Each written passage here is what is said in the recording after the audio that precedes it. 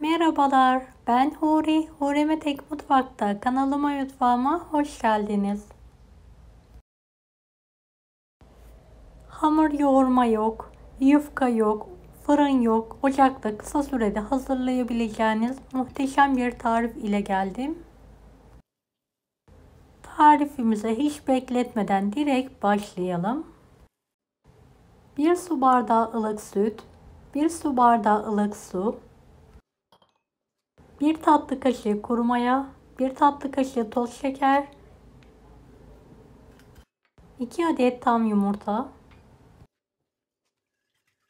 Tüm malzemeleri homojen olana kadar karıştıralım.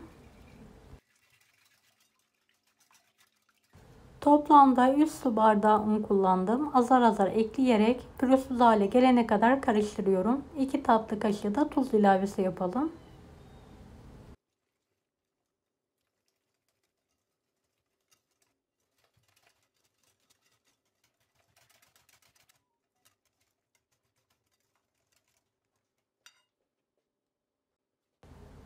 Videomu izlerken buraya kadar geldiyseniz yorum kısmına herhangi bir emoji bırakırsanız bana destek olmak için sevinirim. Evet, hamurumun üzerini kapatarak biraz mayalanmayı bırakıyorum. 2 adet yıkanmış kabağım var. Baş kısımlarını keserek rendeleyelim.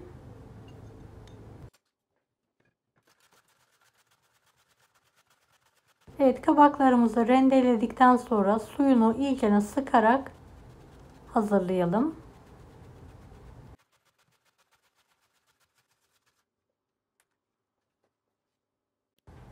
Bir tutam dereotum var. İnce olacak şekilde doğruyorum. 1 adet kuru soğanı ince olacak şekilde yemeklik doğrayalım.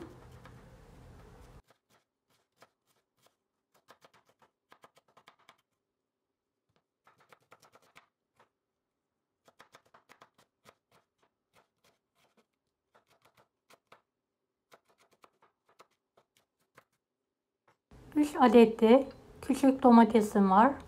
Küçük küpler halinde doğruyorum.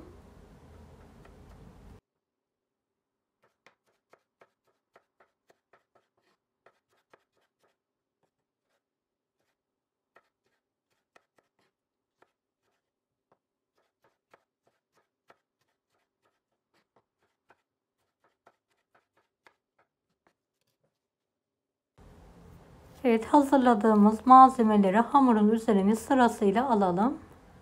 Kabağımız, küçük kase peynirim var. Dereotu, soğan ve domatesi de üzerine ekliyorum. Sebzelerin üzerine bir miktar tuz ilavesi yapalım ve homojenolana kadar karıştıralım.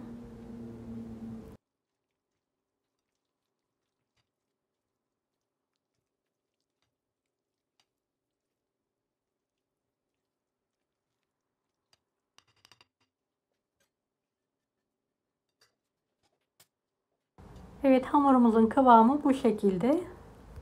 Krep tavamı önceden ısıttım. Çok az yağ ile her tarafına gelecek şekilde yağlıyorum. Fazla yağı da hamurun üzerine alalım. Tavaya almadan önce hamurumuzu güzel bir şekilde karıştıralım. 2 kepçe olacak şekilde dökelim.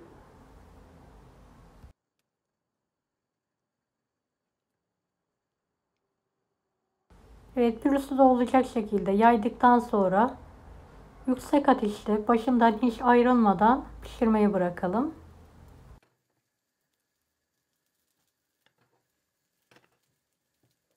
Bir servis tabağı ile ters çevirelim.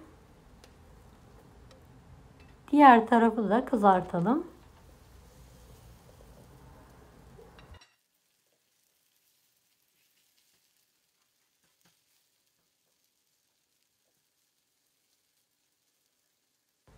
Evet, böreğimizi kontrollü bir şekilde başından ayrılmadan pişirmeye devam edelim. Evet, gördüğünüz gibi nar gibi kızardı. Diğer tarafı biraz daha kızartmak için tekrardan tavaya alıyorum. Pişen böreğimi servis tabağına alıyorum ve tekrardan yağlıyorum.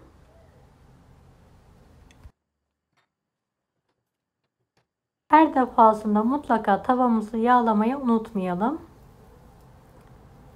Ve ince bir tabaka halinde dökelim.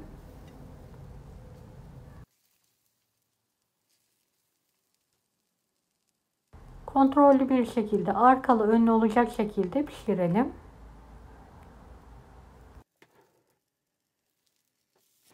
Evet, gördüğünüz gibi bekleme süresi olmadan, fırın olmadan kısa sürede kahvaltılarınıza, ikindi çaylarınıza hızlıca hazırlayabileceğiniz bir tarif.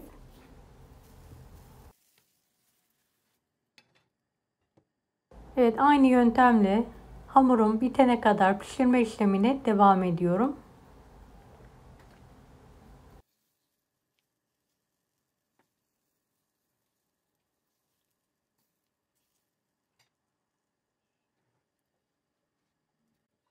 Evinizde çiğ kabak varsa mutlaka deneyin. Gerçekten hem pratik hem de lezzetli oluyor.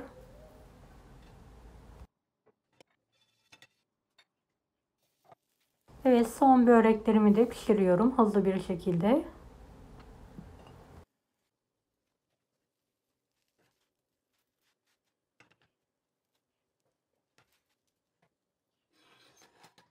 Evet, artık böreklerim yemeğe hazır. Şöyle yakından göstermek istiyorum.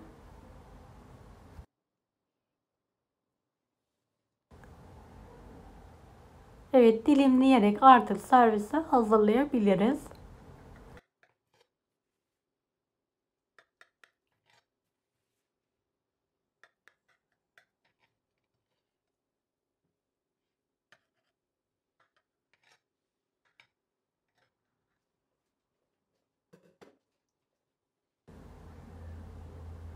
Evet, bol malzemeli. Gerçekten nefis oldu.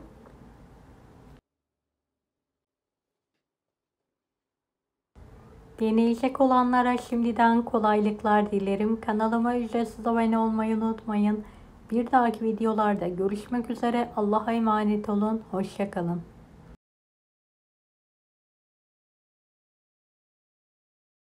Daha farklı tarifler için bunları da izlemeyi unutmayınız.